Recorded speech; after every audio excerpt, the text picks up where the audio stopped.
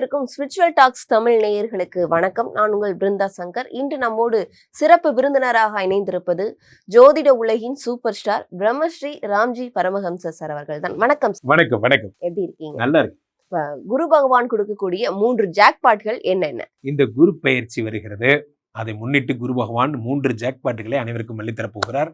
யார் யாருக்கெல்லாம் குழந்தை பிறக்க போகிறது, யார் யாருக்கெல்லாம் ஃபாரின் போக போறீங்க, யார் யாரெல்லாம் வீடு கட்ட போறீங்கிறத ராசி ரீதியாக நாம் பார்த்து விடலாம்.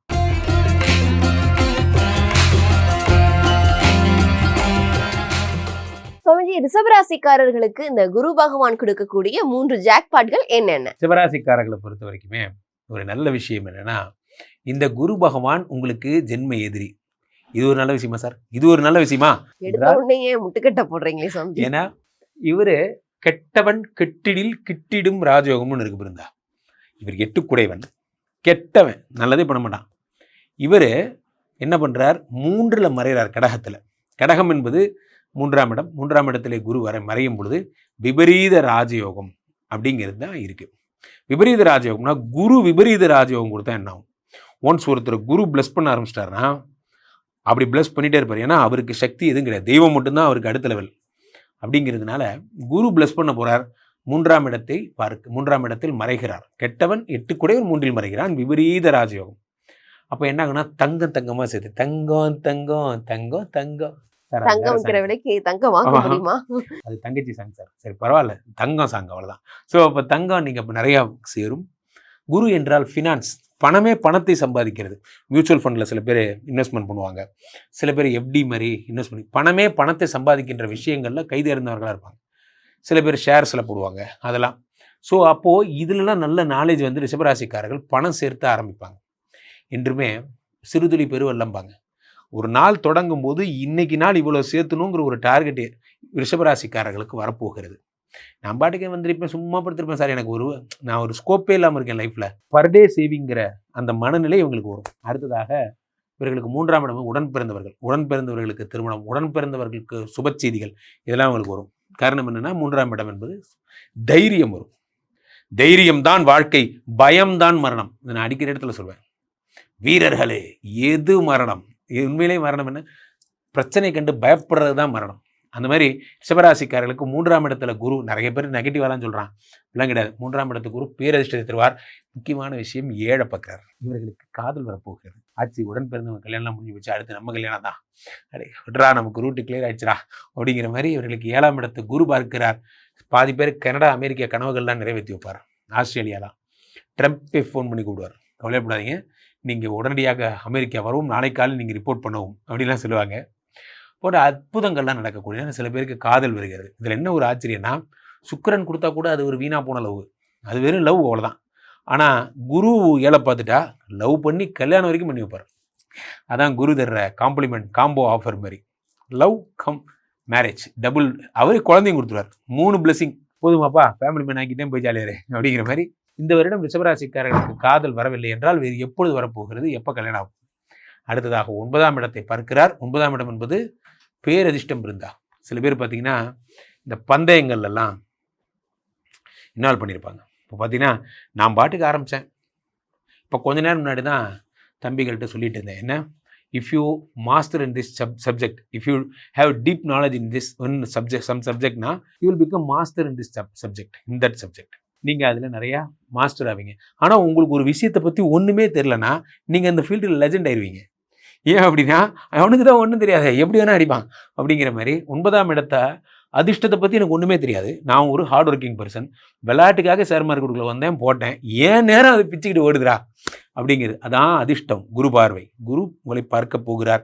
ஷேர்ஸில் இன்வெஸ்ட் பண்ணுங்கள், சூப்பராக வருவீங்க. அடுத்து 11ஆம் இடத்துல இருக்கக்கூடிய சனியை பார்க்குறாரு. சனிக்கு தான் சனி கொடுத்தால் எவர் தடுப்பார். சனி ஜென்ரலாகவே சோம்பேறி. அவர் வந்து 11ஆம் இடத்துல என்ன லாபம் தானே, கொடுத்துட்டா போதும், இன்னொரு பீரியட் இருக்கே, இன்னும் 1.5 வருஷம் இருக்கே ஐயா, இப்போ கொடுத்துருங்க ஐயா அப்படிங்கிற மாதிரி கேட்டு உடனடியாக சனிகிட்டேருந்து பிளெஸிங்ஸ் வாங்கி தருவார். வாரா கடன்பாங்கல்ல, அது வராமல் போகும், இவெல்லாம் கொடுக்க போகிறான் அப்படின்னு நினச்சவங்களாம் கொடுப்பாங்க. ரொம்ப நல்லா இருக்கு, சூப்பரா இருக்கு. கண்டிப்பா சுவாமிஜி, நீங்க சொல்லியிருந்தீங்க காதல் வந்து திருமணம் ஆகும் அப்படின்னு. இப்ப திருமணமான நிறைய பேர் குழந்தை பாக்கியத்துக்காக காத்திருக்காங்க. அவர்களுக்கு குழந்தை பாக்கியம் 200%. குருவே விபரீத ராஜயோகத்தை தரும் போது ஒரு புத்திரகாரகன் என்பதால் அப்போ 200% ஒரு குழந்தை கிடைச்சிரும். இதெல்லாம் டிஃபால்ட். குரு உச்சம்ங்கும் போதே 12 ராசிகளுக்குமே குழந்தை விஷயத்துல கஷ்டப்படுறவங்களுக்கு கிடைச்சே தீரும். அதுல இவர்களுக்கு தங்கமும் சேரும். கண்டிப்பா. இந்த குரு பகவான் கொடுக்கக்கூடிய இந்த ஜாக்பாட்ல 100க்கு எவ்வளவு மதிப்பெண் கொடுக்கலாம்? 100க்கு 98 மார்க். பிரமாதம். சுவாமிஜி, 12 வருடங்களுக்கு ஒரு முறை வரக்கூடிய குரு பயிற்சி அப்படின்னு சொல்றாங்க. இது மிகப்பெரிய யோகங்கள், அதிர்ஷ்டங்கள் எல்லாம் வாரி கொடுக்க போகுதுன்னு சொல்றாங்களே, இது பத்தி சொல்லுங்க. 12 வருடங்களுக்கு ஒரு முறைதான் இந்த குரு வருகிறார் என்பது உலக அறிந்த விஷயம். காரணம் என்னவென்றால் குருவுடைய ஜென்ரலா 1 இயருக்கு ஒரு தடவை போற ஆள் அவரு. அதனால 12 வருஷத்துக்கு ஒரு தடவை தான் அவர் வருவார் 9ஆம் இடத்துக்கு. பெரிய விசேஷம்லாம் ஒன்றும் கிடையாது. ஆனா இதுல என்ன விசேஷம்னா, கடகத்துல அவர் உச்சம் பெறுவாருங்கிறது ஜோதிட நியதி. இதுல இவர் உச்சம் பெறும் போது 2-3 யோகம் இருக்குன்னே நடக்குது. அது என்ன நடக்குது என்றால், இந்த குரு இங்க இருக்கும்போது சனி மீனத்துல இருப்பாருங்கிறதுக்கான தியரி 25 வருஷம் கழிச்சு தான் வரும். ஏன்னா சனிக்கு 2.5 வருஷம் அலைவு நேரம். அப்போ மீனத்தில் சனி இருக்கும் பொழுது அதை குரு பார்க்கும்போது இந்த வருடம் சனி பெயர்ச்சி நாட் ஒன்லி 7.5 சனி விழுந்தா, அதாவது கும்பத்துக்கோ மீனத்துக்கோ மேஷத்துக்கோ 7.5 சனி போயிட்டு இருக்குல்ல, விடுதலை. அதுக்கப்புறம் வாங்க அப்படி வாங்க, சிம்ம ராசிக்காரர்களுக்கு அஷ்டம சனி, உங்களுக்கும் விடுதலை. அப்படி தனுசு ராசிக்காரர்களுக்கு அர்த்தாஷ்டம சனி, உங்களுக்கும் விடுதலை. கன்னி ராசிக்காரர்களுக்கு கண்டக சனி, உனக்கும் விடுதலை. ஆல் விடுதலை. காரணம் என்னவென்றால் சனி இந்த ஒரு வருஷத்துக்கு குரு பார்த்து கொண்டிருக்கும் போது ஒன்றும் பண்ண முடியாது என்பது வேத சாஸ்திரம். இதுதான் பேசிக்ஸ். அப்போ இந்த அமைப்பு கிடைத்தது ஒரு பெரிய வரம்.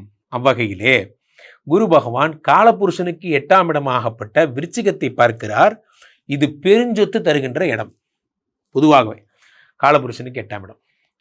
8ஆம் இடம் என்பது தடைகள், 8ஆம் இடம் என்பது வழக்கு, 8ஆம் இடம் என்பது கேஸு, பிரச்சனை, இதெல்லாம். அதை குரு பார்க்கும் பொழுது யார் யாரெல்லாம் தேவையில்லாத ஹிம்சையில் மாட்டியிருக்காங்க, நான் ஒரு தப்பும் பண்ணல சார், என் மேலே கேஸ் போட்டாங்க சார் போன்ற பிரச்சனை இருக்கிறவங்களுக்குலாம் அதெல்லாம் சரியாயிடும். அடுத்து குரு பகவான் காலபுருஷனுக்கு 10ஆம் இடமாகப்பட்ட மகரத்தை பார்ப்பதால் எல்லாருமே ஒரு தொழிலில் நல்லா வரணும், தொழிலில் டெவலப் ஆகணும் என்பதை ஒரு தீர்மானமாக எடுத்து ஸ்டார்ட் அப் பிஸ்னஸ் பண்ணுறது, பிஸ்னஸில் பெரிய ஆளாகணும்னு நினைக்கிறது போன்றவைகள்லாம் நடக்கும். அடுத்ததாக காலபுருஷனுக்கு 12ஆம் இடமாகப்பட்ட மீனத்தை குரு பார்க்கும் பொழுது இந்த வருடமே ஒரு ஃபேமிலி வருடம். என்ன ஃபேமிலி வருடம்? இது வரைக்கும் நான் எங்கெங்கேயோ பிஸ்னஸ் ட்ரிப் போயிருக்கேன். நான் போகாத ஊர் கிடையாது, ஆனால் போகாத கண்ட்ரி கிடையாது. என் ஒய்ஃபை கூட்டிகிட்டு போனதுன்னா விரல் விட்டு எண்ணிடலாம். அவ்வளோதான். எங்கே போனாலும் தனியாக தான் போவேன். இந்த ஒரு வருடம் ஒய்ஃப் இல்லாமல் நீங்கள் போகிற ஒரு ஊர் கூட இருக்காது. எல்லா ஊருக்கும் உங்கள் ஒய்ஃபை கூட்டிகிட்டு போவீங்க. உங்களுடைய காதல் ஒரு 25 வருஷம் பேக் போகும்.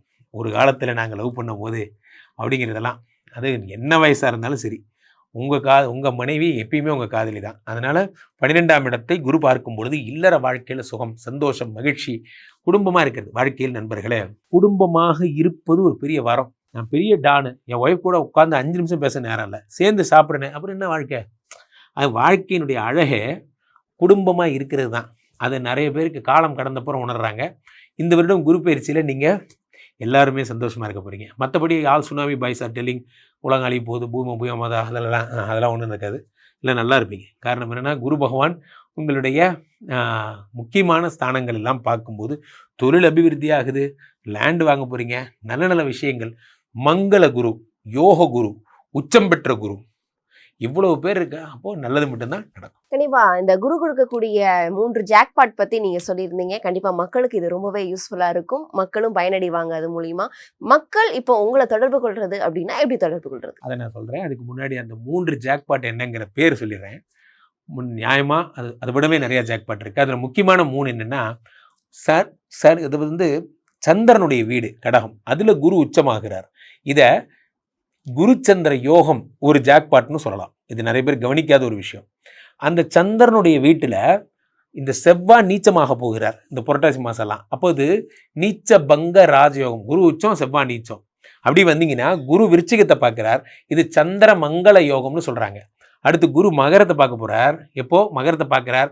டிசம்பர் 6 ராகு வந்துருவார் மகரத்துக்கு. அப்போ இது குரு சண்டால யோகம்னு சொல்லலாம். இதை விடவே குரு சனியை பார்க்கறது இதுதான் வரலாற்றுல ஃபர்ஸ்ட் டைம். ஸோ இப்போ இது இத்தனை யோகங்களும் வர்றது இல்லாமல் ஒரு அடிஷனலா டிசம்பர் 6 ராகுவை பார்த்து குரு சண்டால யோகம் வர மாதிரி கேது சிம்மத்திலிருந்து கடகத்துக்கு போய் கோடீஸ்வர யோகம், குரு கேது சம்பந்தம் கோடீஸ்வர யோகம். அப்போது இந்த வருஷமே பணத்தை அள்ளித்தரும் வருடமாக இருக்க போகிறது. நிறைய விஷயம் தெரிஞ்சுக்கணும்ல. அப்போ நீங்களாம் பணக்காரர் ஆகணும் அப்படின்னா என்ன பண்ணலாம்? கீழே போயிட்டு இருக்க இந்த நம்பரை கூப்பிடுங்க. உங்களுடைய சொந்த ஜாதகத்தை பார்த்து கொள்ளுங்கள்.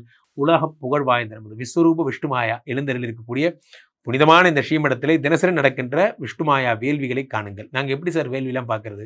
டிஸ்கிரிப்ஷனில் கூகுள் மீட் ஐடிலாம் கொடுத்துருப்போம், அதில் பாருங்கள். கிளிக் பண்ணிங்கன்னா கனெக்ட் பண்ணலாம். ஈவினிங் 5 to 6:30 மட்டும்தான் ஹோமம். அதை பாருங்கள். மீண்டும் ஒரு நல்ல பதிவில் சந்திப்போம். நன்றி, வணக்கம்.